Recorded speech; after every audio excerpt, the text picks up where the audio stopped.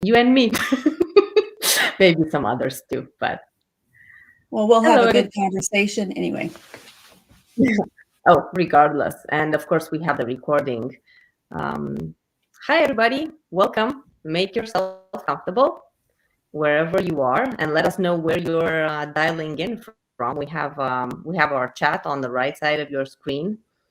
We look forward to hearing your thoughts today and to listening to your questions, of course. Another episode of Books and Beyond. And today we're going to be talking about delivering value with project management.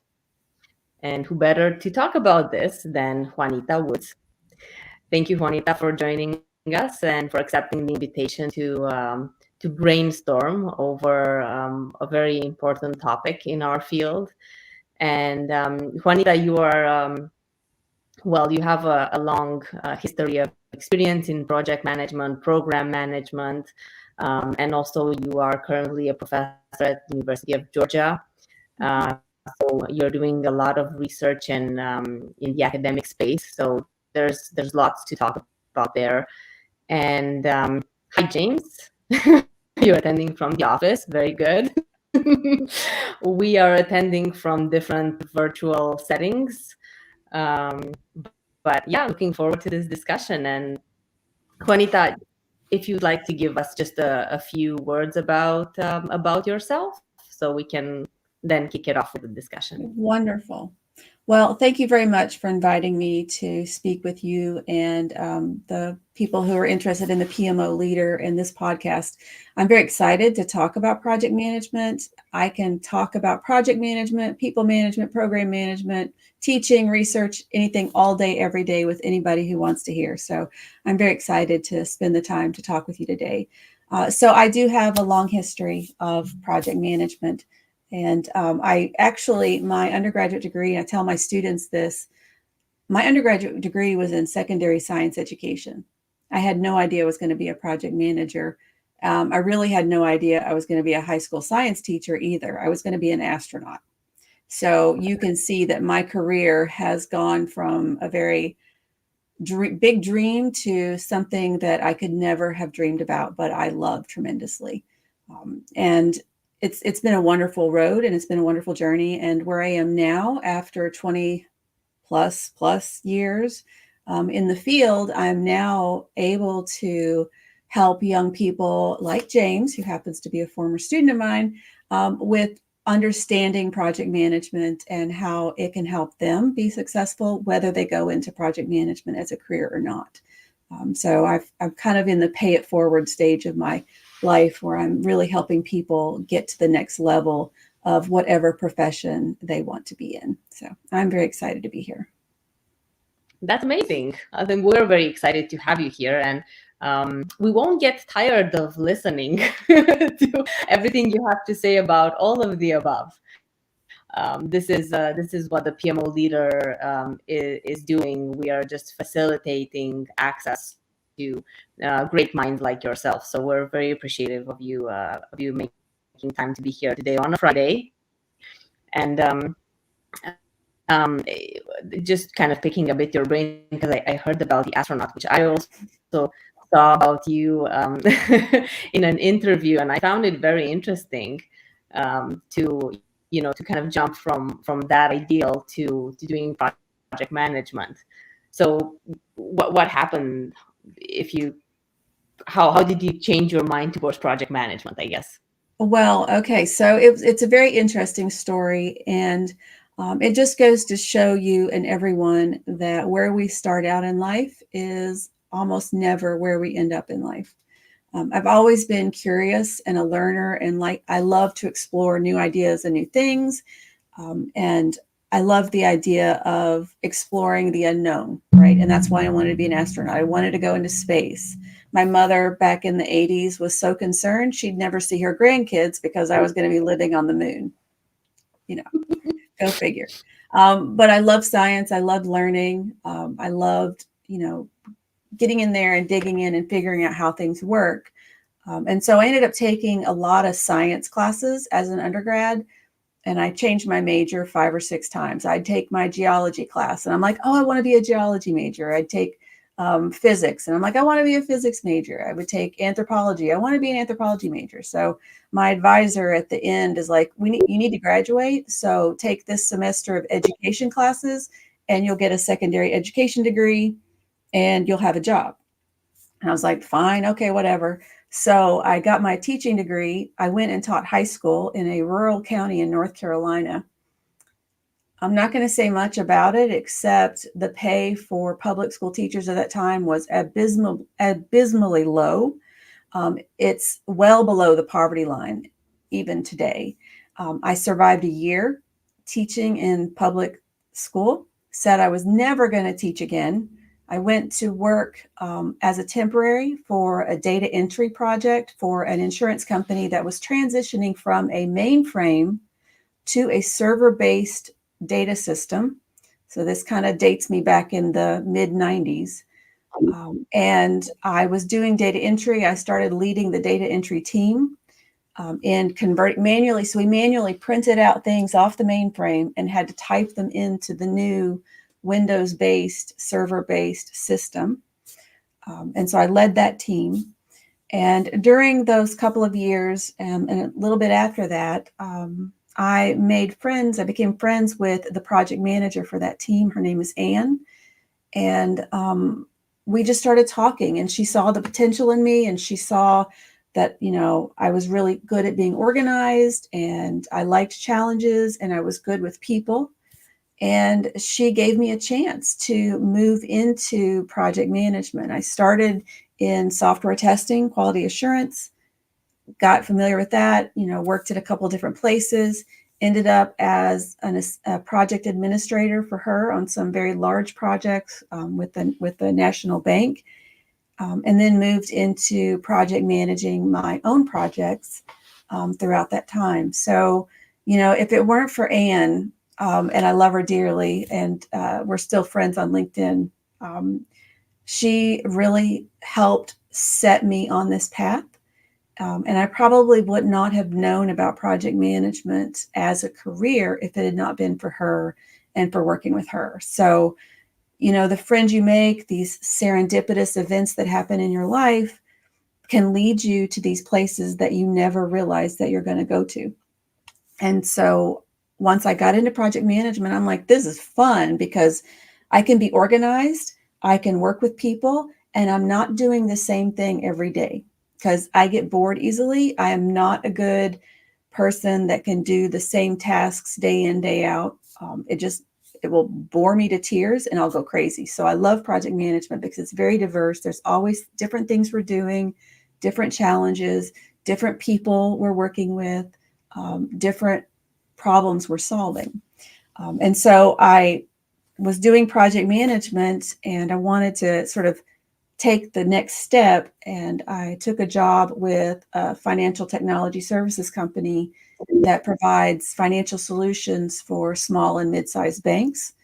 And I went in and started working for them to develop a project management office for their delivery solutions area. So they were the department that was handling the upgrades for existing customers. And so I went and helped set up project management processes. I helped hire project managers to come in and see the process of doing these upgrades in a way that was delivering value, right, to the people, to the clients. And so I really enjoyed working as a project office manager and a people manager. But then, my career took another turn, and I went to my 20-year high school reunion, and somebody said, I thought you'd be a professor by now. And this was something I had never thought about for myself either. I love to teach. I love to train. I'd love to help people learn how to do things. And I'd been doing that as the project office manager and, with my friends and peers. But I never thought about making it something formal. So for a couple of years, I was thinking about, I like managing projects. I like managing people. But then I started looking into academia and started looking, what does a professor do? okay, they teach, but they also do research, right? And so then I started looking at, oh, I get to go back to my roots of really liking to learn new things and explore new ideas and investigate the unknown, sort of the uncharted territory of what we don't know about working with people or working in organizations and working on projects. And so I got excited and I decided my midlife crisis was going back and getting a PhD. Quit my job as the project office manager, and I left on very, very good terms with them. And I still stay in contact with my former boss, Ken. And so I enjoyed doing that. But I was very excited about this next stage in my career. And so I went through 4 years of getting my PhD, and then I started teaching at a university, and I realized, wow, this is awesome.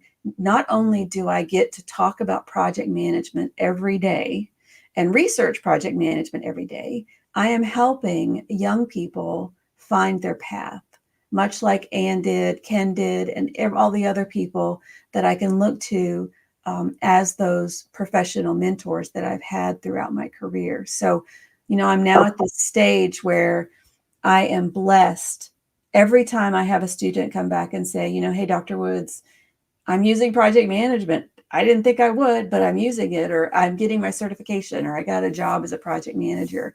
And so it's a real blessing to me right now to be able to do that, because I feel like I'm really helping people. I mean, it's not so much that I'm doing this I like to learn, but I'm not doing this because I'm going to get anything out of it. I get what I get out of it is really helping other people and helping that next generation of young adults really explore the fun and the excitement and the challenge of project and program management. Wow, and that's amazing, because I think we were lacking a bit when it comes to research, especially. What I find what I've been discussing with other professionals in the field is that we need more of that research and more of that attention to some of these elements, and you're exactly doing that. So that's a really impressive story.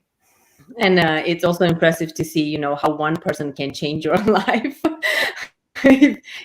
How Anne was for you, and how now you're being uh, for others, you're being that person changing their life. So it's a really impressive career path, and full of value in it. Even the transitions from uncertainty from one major to another, and all that jump back and forth, that's just sounds like a project manager's mind.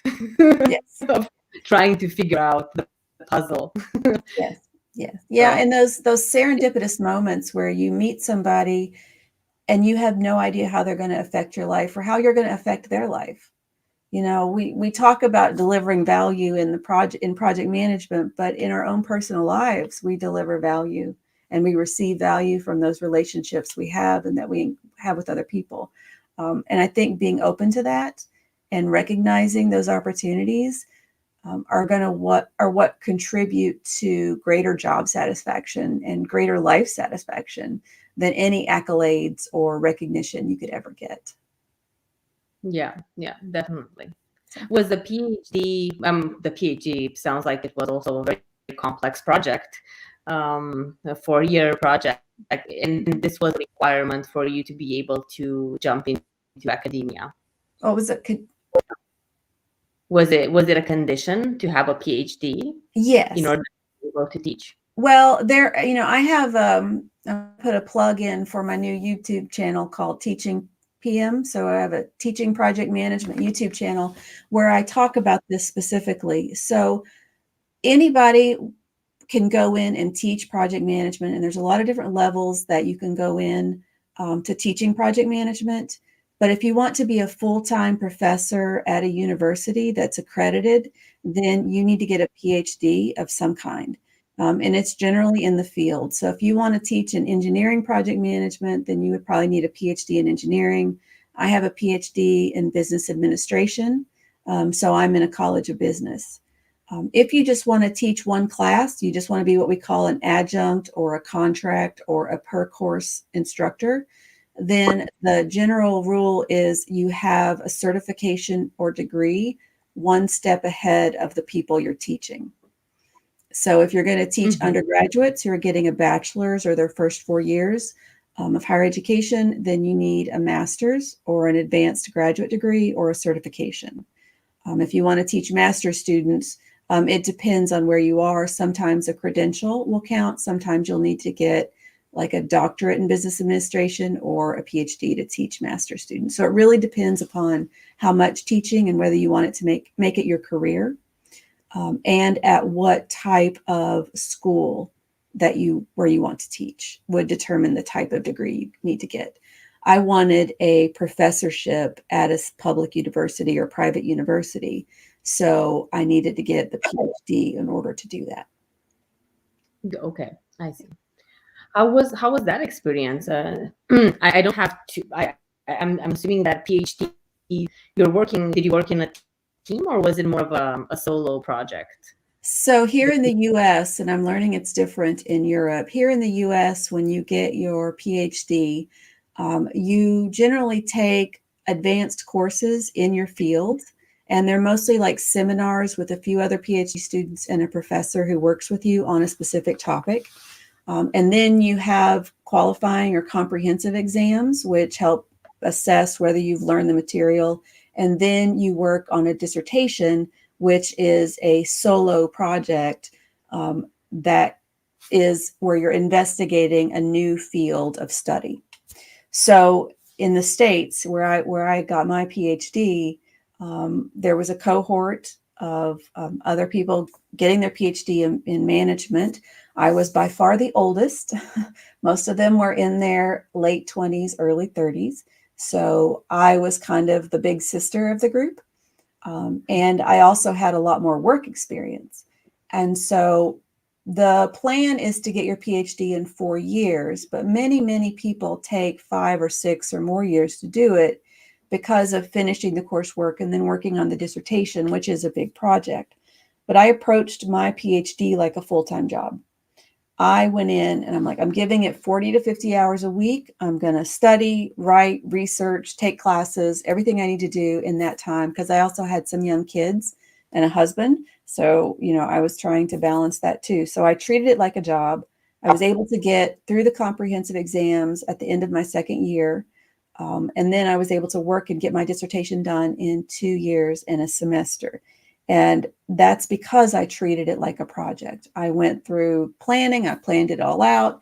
I had project schedule. I knew when I was going to do the data gathering, which is the research of existing research, when I was going to collect the data, and analyze the data and write the report and do the presentation. So I did treat it like a project, and I treated it like a job. And I think that sometimes people get into education and forget that it's a career. I mean, it is a job. And I even see that with my undergraduate students. And I talk to them about treating every semester as a project. And they've got 4 or 5 courses, they've got deliverables, they've got a timeline, and they've got to put the time in to do that. So I think that's kind of what I did with my PhD. Is I was very methodic. I did not want to spend more than 4 years there, because I had already pulled my kids away from their family. We were in a state we had never lived before. And, I didn't want to make that a permanent situation. Yeah, no, even for years, it's daunting. It seems a lot. Yeah. Not to talk about 5 or 6, but we project managed the project. So we should have a course about this, how to project manage a PhD. I'm sure many out there will benefit from it. There are many people who are applying for a PhD. I wonder how many actually kind of plan it out like you did.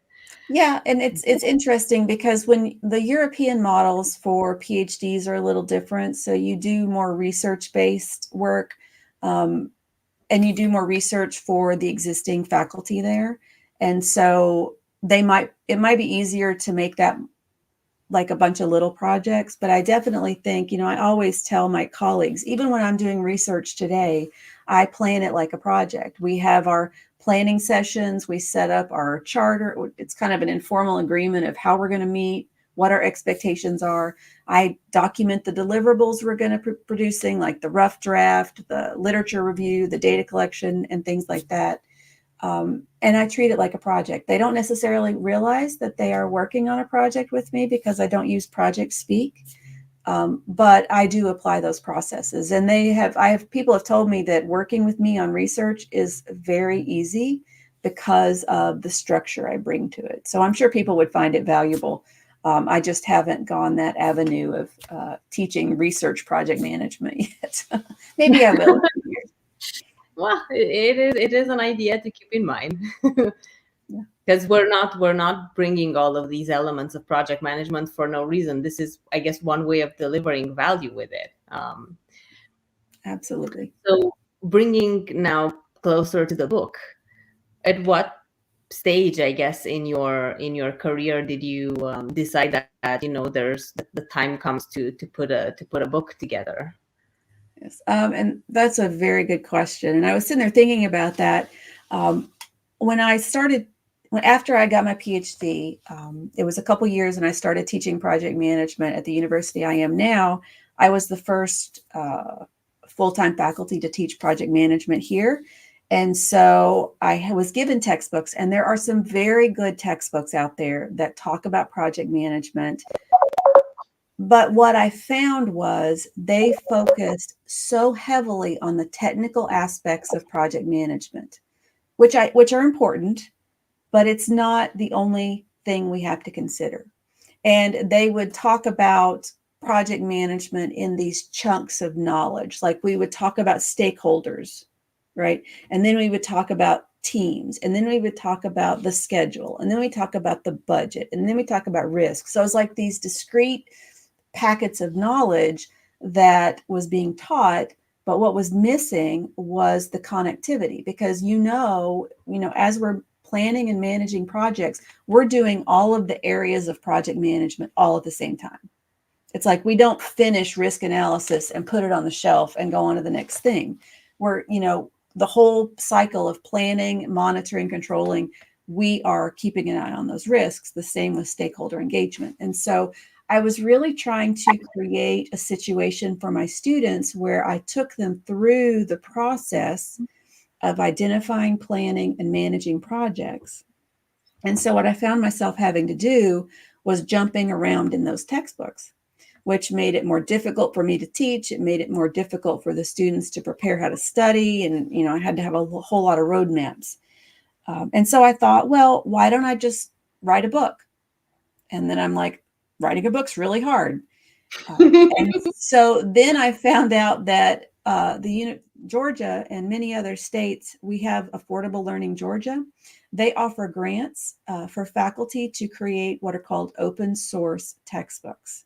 So open source textbooks are textbooks that are they get a Creative Commons license, which means they're in the public domain. You can use and reuse the material in those books however you want, as long as you attribute it to the original source.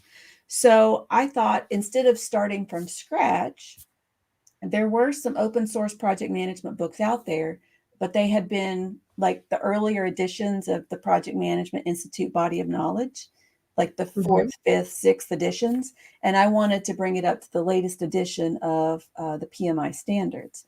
And so I took about 4 or 5 existing open source textbooks. I collected a team of people to help me. We got the grant to work on the book. And then I just basically reused, combined, adapted, updated all of those course materials into this book that you see here. And so now what we have created is a Creative Commons, non-commercial, share-alike, open source textbook that anyone can use any or all of it. They can adapt it, they can reuse it, they can revise it, whatever they want, as long as they attribute the book. And it's zero cost. So it's free for students, because I don't know if you know, but textbooks can be anywhere from $75 to $150 to $200. And that can be very expensive for students who have 5 classes, don't have full-time jobs. And so I wanted to make something that was free and easy to use. And so that's kind of where we got started. And that's kind of how we ended up where we were. And I don't know if James was one of the students that had to experience the textbook as it was being developed. But the one semester I was doing a chapter the week before class, before I was teaching the chapter in class. So it was like they wouldn't get the material until the very last minute. But my students were wonderful in giving me feedback and working with me on making sure it was clear, and then the other people I worked with to help me with the book, the University Press, the Center for Teaching and Learning, and another professional project manager. They did a great job of getting all the materials together. So, and so this is where we are. And so our first version came out last summer. We have instructor materials. So we've got PowerPoints, we've got student workbooks. I had a student assistant who was integral in helping me create those materials. And we're going to be working on version 2 this summer, just making some revisions, some adding to some stuff and things like that. So yeah, that's kind of how it evolved. That's amazing. How long did it take to put together the first version? We were given a year and 4 months. So I would say overall, I would say about 2 years, because it was collecting all the existing resources out there that we could use, like all the open source Creative Commons materials, and then going through them and restructuring and like figuring out what we could take, what we had to revise and update, and what we had to add. So I did all that. And then I even was reaching out to some of the former authors of those books and kind of getting their insight. And so that research took a little bit of time. And then trying to teach a full teaching load, plus doing the textbook, plus doing the research, plus taking care of my family was a lot of fun. But I had a great team, and we got it done. And so I'm very excited about it. And that textbook was one of the reasons I was awarded the PMI Lynn Stuckenbrook Teaching Excellence Award for 2023. Was for producing that textbook. Was one of the reasons. So, Congratulations. Thank That's you. Yes. It's a very big milestone. I see James has a comment here that it was awesome from his perspective. So I'm sure probably everybody on the team has a similar feeling, and it probably helped you doing, even if it was more challenging and more time consuming, to be able to prepare your material, as you said, right? It was a smart way of doing it before class, so then you had the opportunity to present it to your students and actually get that feedback real time. Yes. So actually having the time to do the revisions as needed. Yes. If I could have put all of their names and not violate FERPA, which is our privacy laws, I would have put all of their names in the attributions page, because they were all very helpful in giving good and constructive feedback that first semester. So I do appreciate them.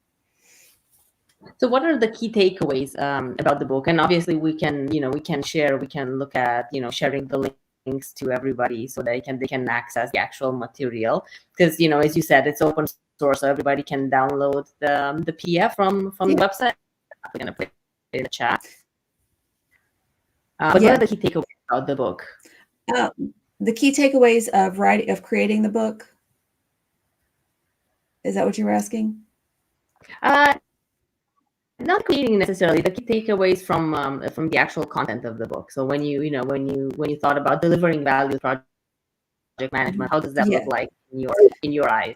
So that's really an important aspect of this book, because my project management course that I teach is within a management program in the College of Business.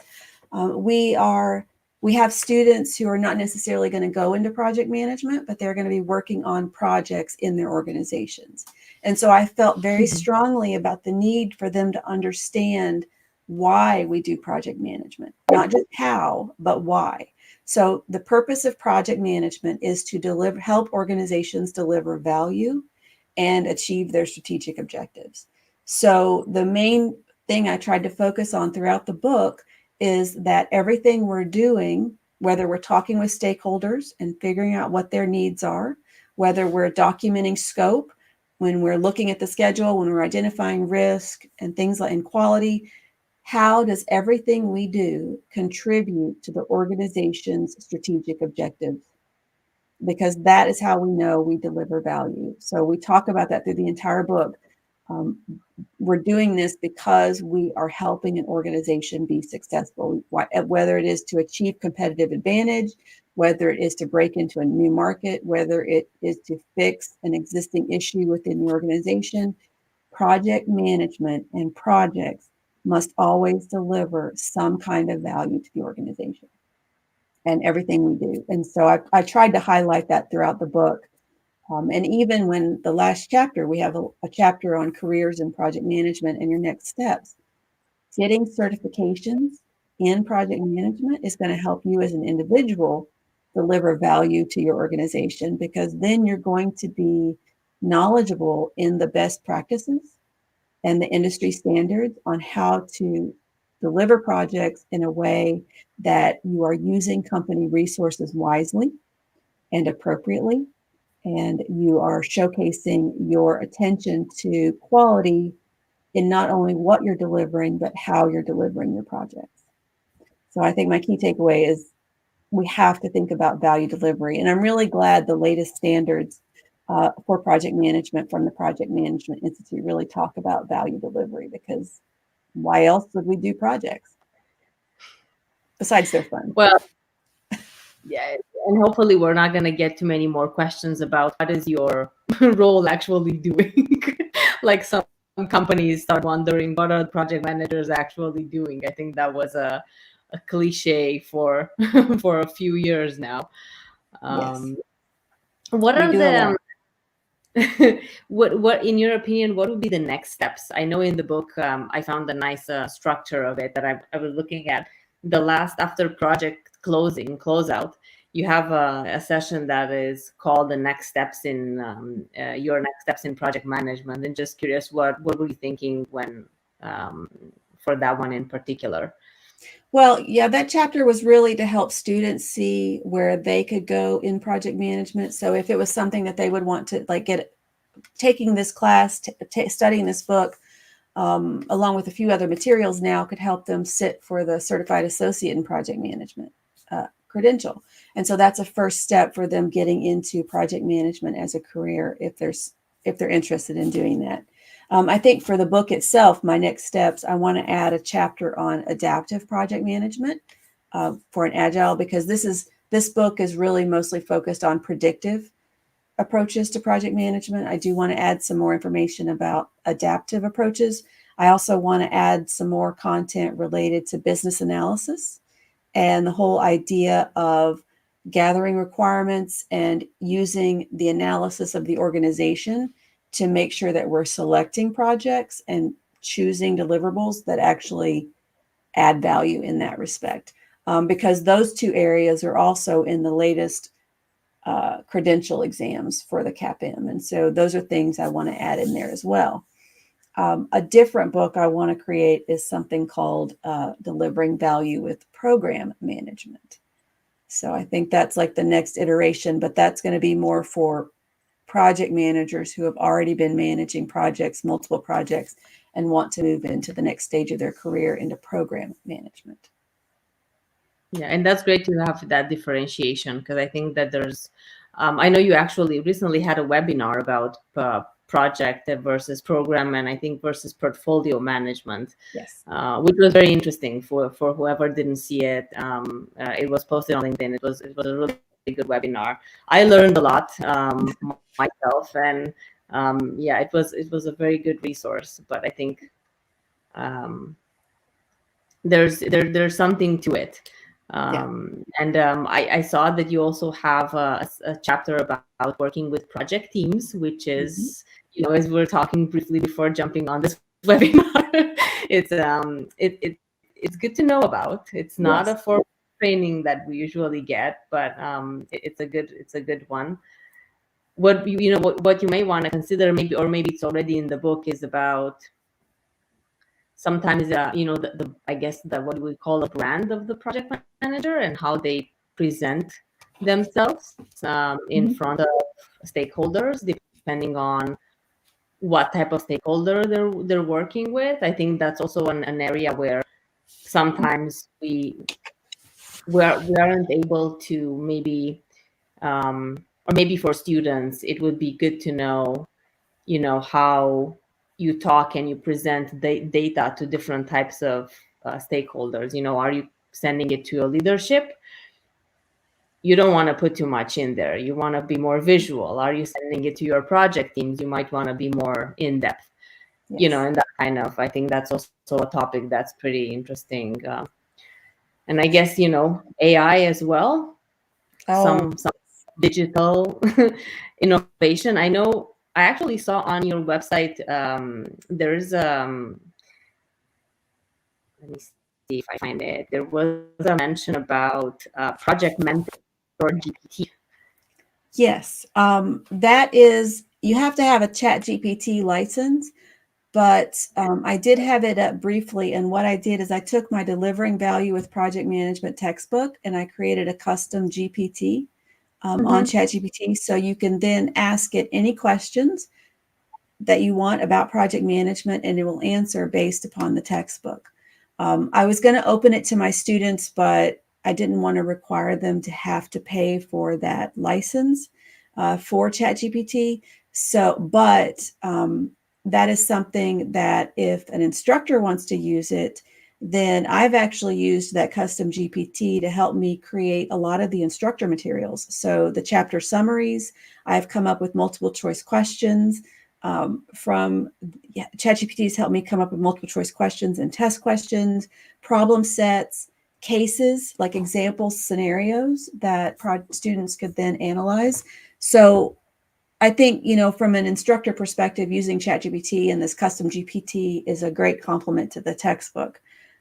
For a project manager, I have a whole nother stream of conversations about the ethical and responsible use of generative AI. And that is definitely something I should probably add to the textbook. Like you said, how we communicate to people and how we share information depending upon the level and needs of our audience, like part of the whole stakeholder analysis.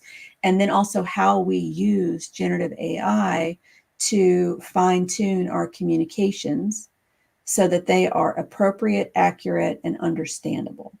And I think that's a really big area that generative AI is really going to help us as project managers, is make sure that we are communicating appropriately to the right audience. Because again, that's going to help us show the value that we're delivering. Yeah, no, for sure. And I think that although it's not yet an completely discovered area and there's lots to talk about AI, but I think that it will be very important, those project managers who are actually verifying that the data that they pull from these platforms makes sense and it's not just a copy paste Right. type of action. I think that's probably also important to keep note of. Yes. Yes. And also give back the correct data to these platforms because their purpose is to be learning. So if they give us incorrect or inaccurate information, I think in order to make them our, I guess, partners, we should give them back what is the correct way or what is the expected way so that they can actually learn. Yes. So for those of us in technology project management, the quality of your data, right, influences the quality of your outputs. So garbage in, garbage out. And that is exactly true with ChatGPT. You have to be very careful. You can't just say that everything it has is correct. Which is one reason I like having that custom GPT on a specific set of data, because I can control the knowledge that it has and I can turn off its ability to do a web search, right? So it can only answer me based upon the textbook that I've provided. But when you're using generative AI like Bard and Bing and ChatGPT free, and you're not using a custom GPT, you're getting information you don't know where. And I've had people, like other instructors, develop, let's do a study list of articles relating to this topic so I can add it to my syllabus. Well, then when they went to go look up the articles, they did not exist. The titles, the journals were real, but the articles were made up. And so we can't assume that everything those generative AI tools are going to give us are accurate, and we must verify and vet. It's like you always have to have a bunch of skepticism with the information you're given, and then verify. And I think I see that's a big challenge I see with my students right now, is that they just ask, Bing or Bard or ChatGPT a question, and they don't try to verify the answer they're given. They'll just say, oh, that's what it told me, I'm done. It's like when you do a Google search and you pick the first thing that shows on the list. That doesn't mean it's the best result. And that's the same thing with the generative AI tools. What it's giving you may not be the best result, and you've got to have a conversation with it. You've got to ask it to prove to you where the sources came from, right? And like you said, if it says something wrong, we have to say, that is an incorrect statement. This is what it should have been. And so teaching young people, and even everybody, I guess all age groups, we all need to learn how to use this. Teaching ourselves how to communicate with this generative AI as a conversation, as someone treating it like it's learning from you as much as you're learning from it, right? I think you're right. That is extremely important. And I think that until we can all get that in our heads, there's going to be a lot of misuse and misunderstanding of these generative AI tools. Yeah, no, I think it should be a conversational interaction, even if it's not a human. We should, because otherwise it's going to we couldn't take anything that's giving from granted, because what it can be a data dump, if it's especially if it's a public platform. But Yeah. I guess more to come on that. It's new Yes. challenges for project managers Yes. to dive in other unexplored areas. Yes, and I'm actually doing a presentation in May with the PMI chapter out west on the responsible and ethical use of generative AI. So it's a big topic. It's an important topic. Professional associations are looking into it. So there's definitely more to come. Yeah. So you spoke a lot about then your profile and all the interviews. You're really supporting your students, and you enjoy doing this very much, to the point of actually trying to find ways for them to make it easier for them, not just to develop in their career, but also transition from from school to a career. Talk a bit about it. What are your current, I guess, projects, or what are you most happy about in this part of your job? Okay, yes. So there's a couple of initiatives I am sort of helping along. One of them, there is another international organization for students, and it's focused on social entrepreneurship and sustainability, and it's called Enactus, Enactus. And I am a faculty advisor for the local university club. These students work on projects that contribute to the betterment of our community and society through focusing on the sustainable development goals and social entrepreneurship and using project management. So I am very passionate about helping them be successful in that area, and doing projects for the community and seeing how project management can help make the world a better place through the sustainable development and social entrepreneurship projects. I am also encouraging and always looking for internships for my students. So those that are interested in working in project management upon graduation need to get some kind of experience. And while we can use class projects, club projects on their resume as project work, the best things that they can do are get internships where they're actually maybe shadowing a project manager or working as an administrator or a project assistant, and learning how project management is done in a real organization, because that is where it helps them apply what the book learning to the real world, because that is the only way we can really understand how things work, is if we get it out of our head and into something tangible that we can actually participate in. I also help my students study for and complete credential exams like the Certified Associate in Project Management.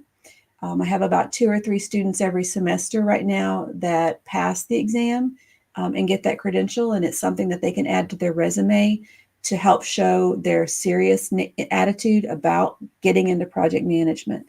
And that's opened a lot of doors for them. as well. I mean, I recently had one student, besides the one here, to work for a local sports arena.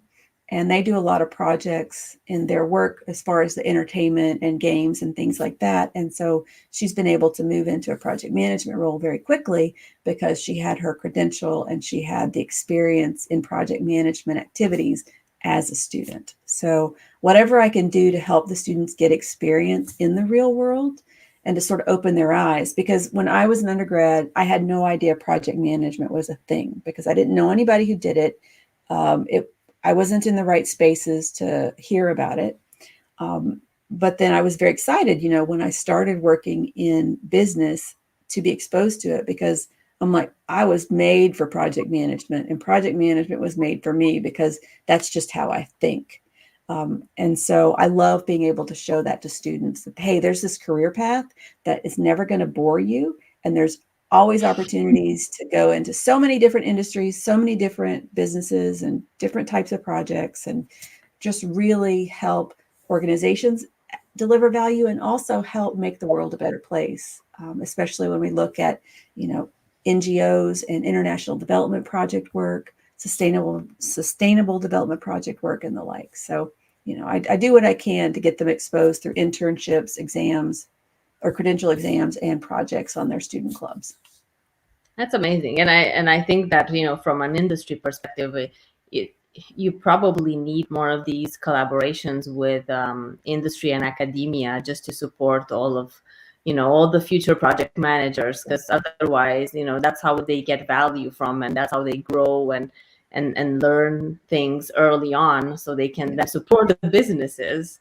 Yes, In yes. the end. Yeah, and I do think there's a big issue facing higher education today because people are questioning the value of getting a college degree. And so, again, we have to go, how can a college degree help deliver value for the students and the organizations that hire them? So, we need to really think about programs like project management, which is multidisciplinary, right? I've got film and theater students that are interested in project management. We've got biology, chemistry students are going to go into research after their graduation. They're going to be doing project management. You've got engineering students, of course, you got business students, high school, like school teachers or the public school teachers are going to be teaching project management to their students, and so it's such a multidisciplinary field that this is one area that we can help so many people improve their marketable and employability skills and also find something that they enjoy doing. So I'm very passionate. If you can't tell, I'm very passionate about project management as a career and helping people see like how much fun this career is and can be. How important is it for the students that you work with to have these certifications? For example, the certified, the CAMP, I think CAPM. CAPM. It really helps because more and more organizations, especially those who kind of understand project management, they like to see those credentials. And so if a student doesn't have a lot of work experience that they can put on their resume, then at least having that credential signifies that they understand the concepts. So, and also that they can learn because it takes a lot to study for and pass those types of exams. So it showcases that, hey, this person has been validated as knowing what project management is. And so we've already overcome that first hurdle. So now we just need to get them into our organization and let them see how we're doing project management. And they'll be able to hit the ground running a little faster than someone coming in and having no way to prove that they have knowledge of project management. So it's, as competitive as the job market is, anything we can do on our resumes to sort of show that, hey, we're a step ahead of everybody else that's applying for this job. And this is why you need me. But again, going back to my very first part of the conversation, we also need to make sure we support the leadership, interpersonal skills of our people, as well as understanding the business itself, like the strategic aspect of the project, because the technical aspect is just one component. And you can get really good at that, but you also need to show where you've developed your leadership, interpersonal skills, your teamwork, collaboration, conflict resolution, and also how well you understand the business and what businesses do to be successful. Which you complement with internships. Yes, absolutely. Yes. How do you find? I'm assuming you have a database of companies that you collaborate with for these internships. Yeah, well, at my university, we're still kind of young in the project management internship space. So, but we do have at our university, we do have a database of, it's called Handshake, and any organization can go in and post internships there. And so I'm always looking to add more project management focused internships because that is really helps students explore that as a career and decide, well, maybe I don't like that so much, or wow, I really like this. So yeah, we do have a database and we're always taking input. And how are the companies aware of, for example, of Handshake? Is the university doing any, I guess, form of lobby, or are there events where they talk about it? Yes, we have career development days. We have our career services at our university and in our College of Business reach out to organizations and ask them if they have any internships that they'd like to post there. When I interact with like project management institute chapters, like PMI chapters, when I interact with people like you, I'm always saying, hey, if you have any jobs that could be an internship or you're looking for students to come in and do some work and learn about your business, let me know. We'll get you in Handshake and we'll find a student that's going to do a super job helping you. So it's a lot of word of mouth. Yeah. Yeah, no, that works. Mhm. That works. And you're attending a lot of events in general, so you have that exposure. Yes. So Yes. that's good. Yeah, I'm very active with my local chapter of PMI. I'm on the board of directors there. So I have a lot of contacts and I have so many people I contact on LinkedIn, and having things like this where I can share knowledge and sort of open the door is extremely helpful. So I do appreciate that. So what are the upcoming, you mentioned you have in May, you have an event with PMI. Yeah. Mm-hmm. What are other events that you have that, people want to look out for you? Okay, well, that's the only one I have so far.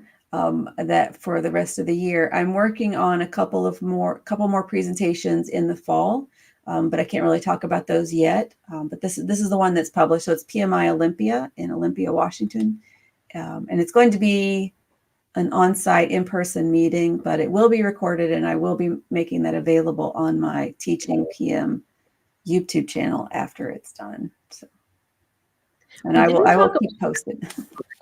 But what is about the Teaching PM? This sounds very interesting. So, yes. So last fall at the PMI Global Summit, I was invited to be on a panel that was, so you've been asked to teach project management, now what?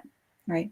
And so I was on the panel with two other professors, and we talked about what it took to get into a position teaching project management at a university or college. So something in the academic space, not the private sector. So you can be a trainer in the private sector, right? That's not what I'm talking about. What we're talking about is how to get into teaching project management to university students, and there tend to be 18 to 25 early career professionals. How do you teach project management? How do you find jobs in project management? And then and when I'm talking about teaching project management, I'm talking about things like, how do you engage students in a classroom? How do you grade assignments? How do you help students learn project management through an academic setting? So it's more from an instructor academic perspective, but it's open to anybody that's interested in learning how to teach, because I'm going to be bringing in some andragogy, which is adult learning theory. And I have some interviews that I'm getting ready to put up with current instructors who teach project management, and they're going to share their best practices.